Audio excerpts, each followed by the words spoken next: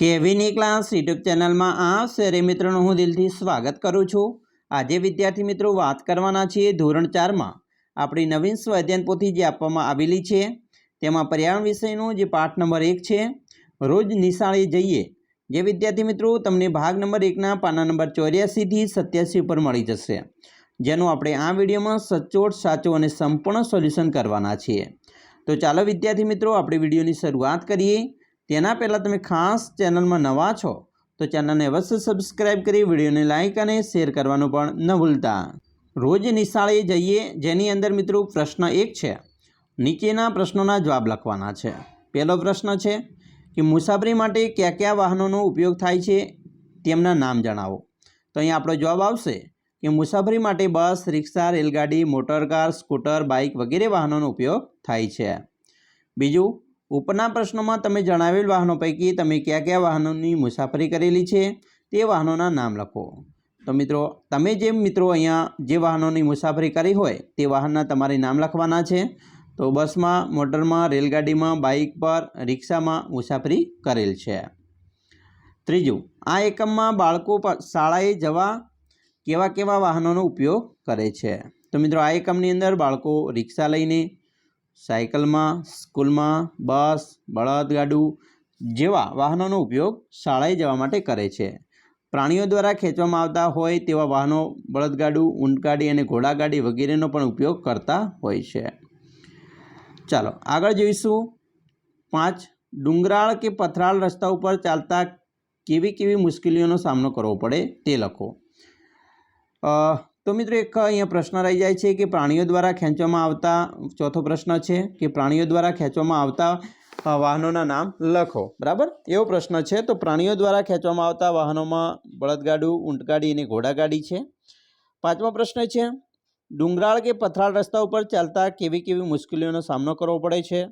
તો જવાબ, ડુંગરાળ કે પથરાળ રસ્તા ઉપર ચાલતી વખતે, પથ્થરો પર ચાલતી વખતે પગમાં પથ્થર લાગે છે, પગની તકલીફ થાય છે। ક્યારેક આવા રસ્તા ઉપર ચાલતી વખતે ઉપરથી પણ પથ્થરો પડતા હોય છે, તે મુશ્કેલીનો સામનો કરવો પડે છે। પ્રશ્ન 2, તમને ગમતા વાહનનું ચિત્ર દોરી તેમાં રંગ પૂરો અને તેનો ઉપયોગ લખો। મિત્રો આપણે અહીંયા જે વાહન દોરેલું છે તે બસનું છે, તમે પણ અહીંયા દોરી શકો છો આવું વાહન। એનો ઉપયોગ મિત્રો જોઈએ તો કે ભાઈ મને ગમતું વાહન બસ છે। બસનો ઉપયોગ મુસાફરી માટે થાય છે। બસની અંદર ઘણી બધી સીટો આવેલી છે જેમાં ઘણા બધા મુસાફરો મુસાફરી કરે છે। બસમાં એક ડ્રાઈવર અને કંડક્ટર પણ હોય છે।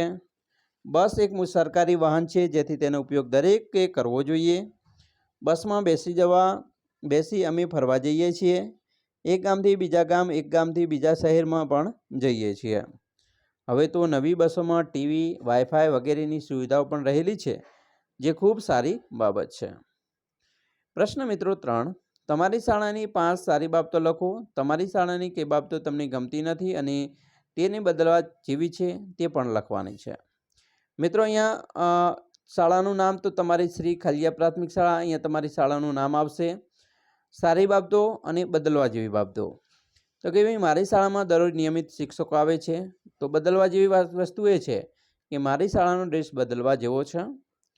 શાળામાં ટાઈમસર પ્રાર્થના થાય છે। રમતનો 1 તાસ વધુ આપે તો મજા આવે, એ બદલવા જેવું છે। સારી બાબતમાં શાળામાં રેગ્યુલર તાસ ભણાવવામાં આવે છે। જ્યારે બદલવા જેવી વસ્તુમાં મારી શાળામાં એક મોટો બગીચો બનાવવો છે। સારી બાબતમાં શાળામાં બધા બાળકો હળી મળીને રહે છે। જ્યારે મારી શાળામાં એક ભાગમાં કાંટાની વાડ છે, બરાબર, એ બદલવા જેવી વસ્તુ છે। પ્રશ્ન મિત્રો 4, વચ્ચે લખેલ શબ્દની સાથે તેને સંબંધિત બીજા શબ્દો લખો।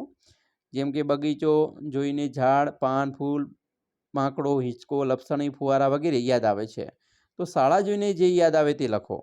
તો મિત્રો આપણને શાળા જોઈને બાંકડો યાદ આવે, ફૂલ, પાટલી, વિદ્યાર્થીઓ, શિક્ષકો, ચોક, બોર્ડ અને લપસણી આવી વસ્તુ યાદ આવે છે।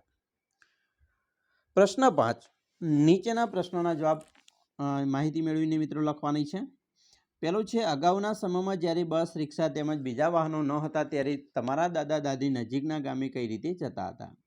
તો મિત્રો જ્યારે અગાઉ આવા વાહનો ન હતા ત્યારે અમારા દાદા કે દાદી નજીકના ગામે ચાલીને, સાયકલ લઈને અથવા બળદગાડામાં જતા હતા। બીજું, તમારા મામાનું ગામ તમારા ગામથી કેટલું દૂર છે? ત્યાં જવા માટે કયા વાહનોનો ઉપયોગ કરો છો? તો અહીંયા મિત્રો તમારે લખવાનું છે કે મારા મામાનું ગામ મારા ગામથી 20 કિલોમીટર છે. જેટલા કિલોમીટર હોય તે લખવાનું છે ને હું મારા મામાના ઘરે બસમાં જાઉં છું. તો એવી રીતે તમારે પણ તમારા મામાનું ગામ કેટલા કિલોમીટર છે એ અંતર લખી અને તમારે કયા વાહનમાં જાઓ છો એ લખવાનું છે.